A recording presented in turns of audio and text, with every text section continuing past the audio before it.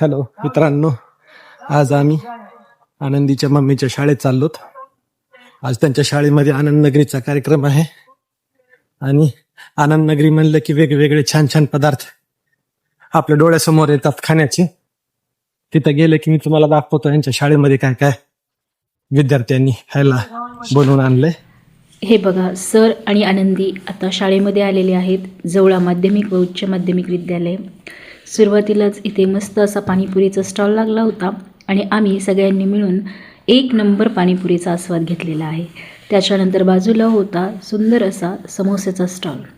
सरांना समोसा इतका आवडला की सरांनी एक ऐवजी 2 समोसे खाल्लेले आहेत. यानंतर वडापावचा स्टॉल होता आणि वडापावसुद्धा सरांनी अगदी आनंदाने खाल्लेला आहे.